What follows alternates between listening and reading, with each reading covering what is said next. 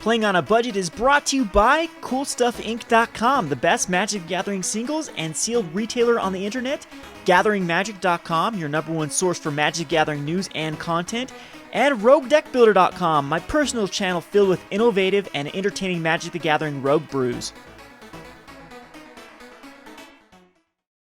Hi there, it's Kevin with GatheringMagic.com here with another episode of Playing on a Budget.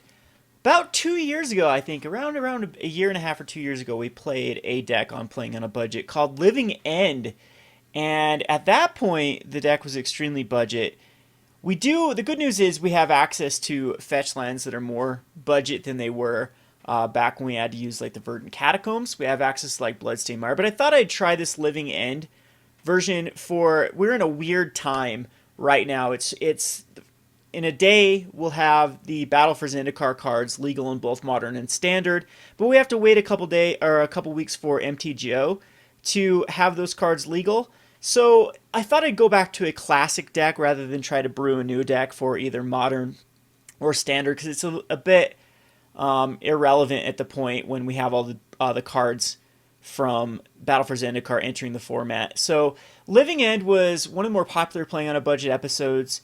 Unfortunately, one of the cards that is a pivotal piece to this is anything but budget, and that's Fulminator Mage. So instead of focusing on the land destruction route that Living End tends to like to go with Beast Within's, Avalanche Riders, and Fulminator Mages, we're just going to go the good old stomp version of Living End, trying to get as many fat creatures in the graveyard and then cascade into our Living End. So the whole gist of the deck is you want to be able to cascade into Living End.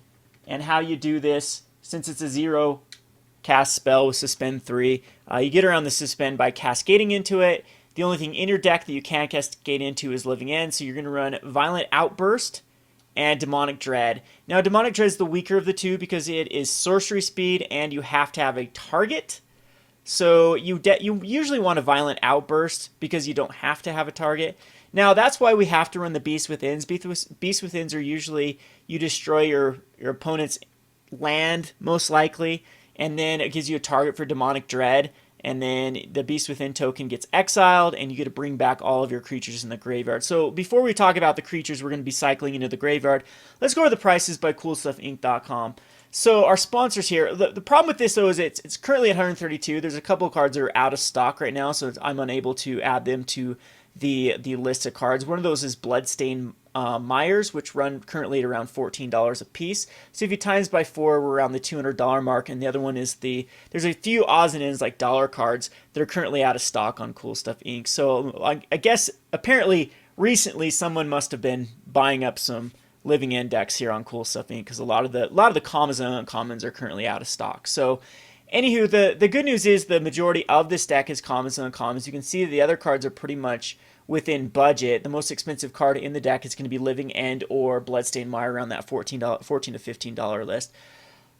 There are a ton of upgrades you can do to this deck. That's actually why I suggest if you're new to Modern, this is a great introductory deck because you can build it for $200 and then you can start upgrading the deck with the better fetch lands, with the better fast lands. So Copperline Gorge is probably not quite as good as the black-red version, the Black Cleave Cliffs, because you do want to be able to cycle the Architects of Will with black, and the red also gives you access to cycle basically everything else in your deck. So it's just a little bit more powerful than Copperline Gorge, but the difference between a Copperline Gorge and a Black Cleave Cliffs is a good like $14. Black Cleave Cliffs are approaching $20 at the time, and are anything but budget. And then Fulminator Mage is just a powerhouse in this deck. It gives you a really good game against like decks like Storm and Tron because you can keep their land count down. You can basically turn your deck into a land destruction deck, really set them back. You don't really need to try to go for the quickest Living End as possible. You can just play that kind of destroy your land, destroy your land, destroy your land, eventually just get there. It also gives you another game plan to just hard cast your guys. Eventually you'll hit enough lands to hard cast all of your creatures. So let's go back over to the deck tech.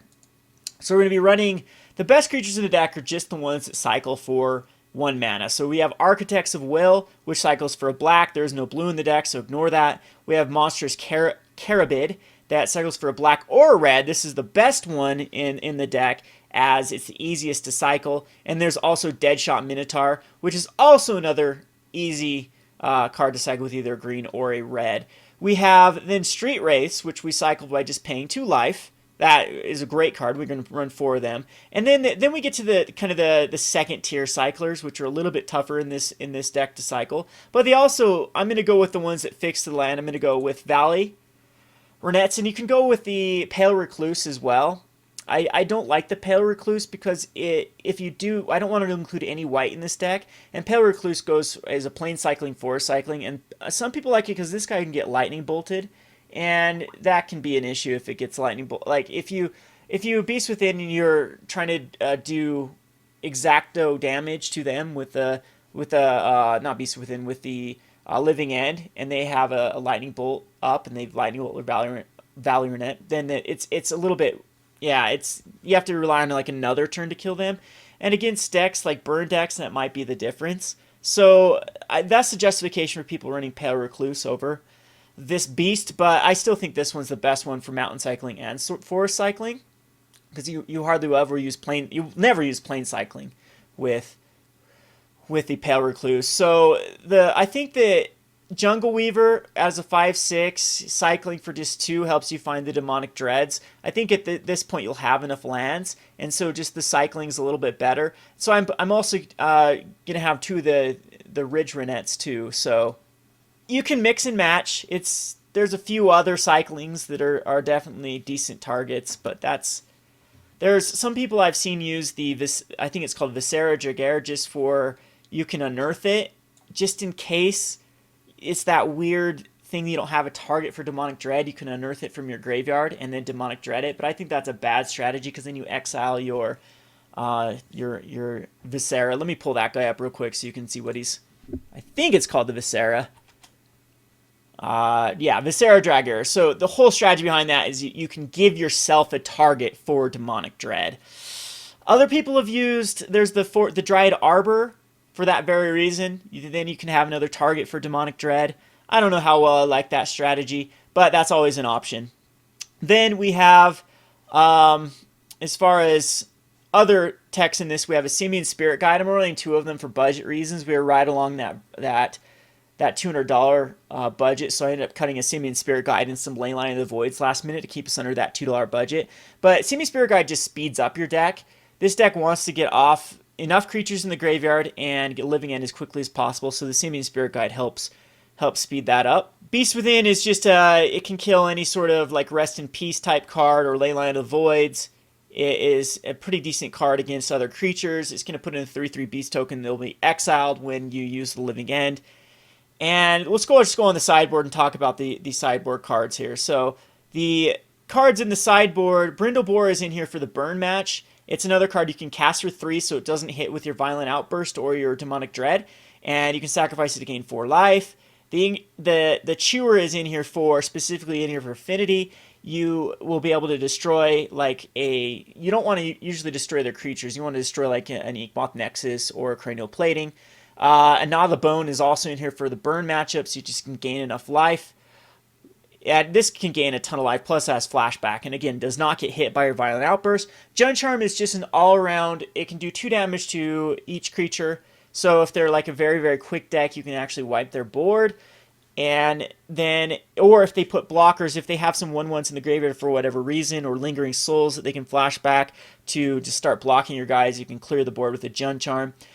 And the exile all cards from target player's graveyard is very relevant in this. You also have a Ricochet Trap, which this one is specifically in for counter spells. So if they cast a blue spell, you pay red, which can easily be you can hold a Simian Spirit Guide in your hand to exile instant speed to add that red to then change their counter spell to their own counter spell. And then we have a one of Dismember. This is good versus Really Twin or any other card that's going to cause problems. We have 2 Anger of Gods. This exiles the creatures. This is very relevant versus the zoo type matchups because you need to stabilize versus them, so you can just third turn Anger of Gods, wipe their board, and they're gone. They're not going to get them back.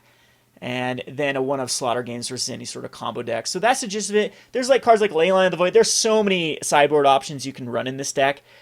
There is like more Brindle Boars or Gnaw the Bones, more Ingot Chewers. You have Shatter Storms if you really want to go all in versus Affinity. Creeping Corrosion is another option.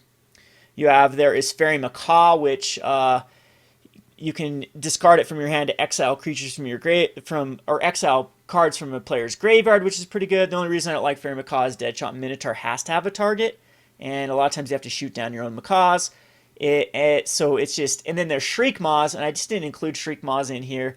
It just didn't quite fit. I don't think we really care too much about it. That's definitely an option though. So lots of options in the sideboard. We'll go on to some games here. This has been Kevin with GatheringMagic.com. Thanks for watching. Thanks for watching Playing on a Budget. If you haven't already, please subscribe to Gathering Magic and check out our Playing on a Budget playlist, which contains every episode. Thanks again and hope to see you soon.